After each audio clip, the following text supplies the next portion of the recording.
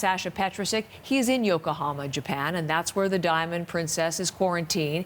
He has been this morning speaking to one of the Canadian couples on board, and these two now face the prospect of separation because one of them has just been diagnosed with coronavirus and has to stay in Japan. The other is going to take that evacuation flight home this week. Here is Sasha's report. Well, Greg Yerex is the latest Canadian to have tested positive for the coronavirus aboard the Diamond Princess. He found out today when two men in hazmat suits knocked on his door and gave him the bad news, told him he was going to have to go to hospital very, very soon. Now, he says he has no symptoms and he has no idea how he got the disease. His wife, Rose, shares the same cabin with him and she tested negative. I talked to Greg and Rose a few minutes after they got the news. So what are you thinking right now? How are you feeling? Scared. I don't want to go into the Japanese medical system. Our plane is like a day away, and I'm not going to be on it, and my wife is. I'm going to be alone. And I'm scared. So Rose, what are you thinking about this? Pissed off at the Canadian government for dragging its feet. For not acting sooner. If we'd been home and we were going to go into quarantine again anyways, then at least if he'd been positive, he would have been quarantined in a Canadian facility where he understands the language.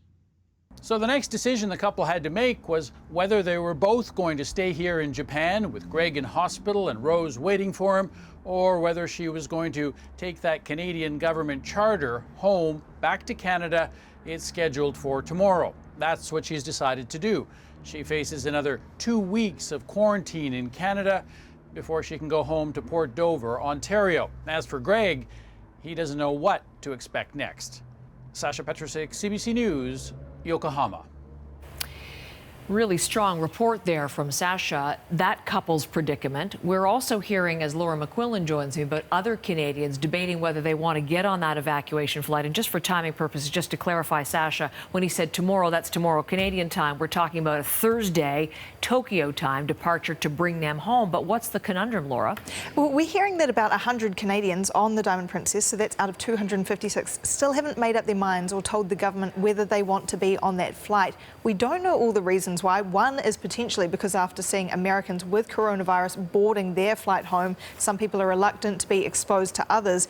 But another reason might be that tomorrow is when the ship's quarantine will end. So in fact, Canadians are being asked to stay on the ship an extra day past the end of that quarantine when they could feasibly walk off tomorrow and head somewhere else. We have seen a warning from the Canadian government that if people choose to do that, the Public Health Agency has powers under the Quarantine Act to essentially send them into another 2-week quarantine when they do arrive at the shore here. It's yet to determine exactly what its plans will be, but it is also warning them that if they leave that ship, they might not be able to get a commercial flight, they might not be able to get accommodation or enter other countries. They could be stuck. Some Canadians, of course, very eager to get off that ship. This morning, we spoke to Alan and Diana Chow, and they told us that they're really upset that they have to wait that one extra day.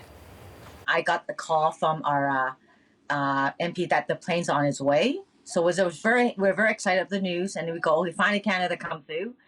Until we found out again, we were disappointed. It's just like a dream crushed again. So we're back to square one. So not happy, not very disappointed, very stressful. So for them and others, Heather, the wait continues and they're still waiting to find out exactly when that plane will take off. But as it looks like from the minister's tweet, progress has been made on getting the Looks plane like there. it's back en route after whatever the situation was in Europe.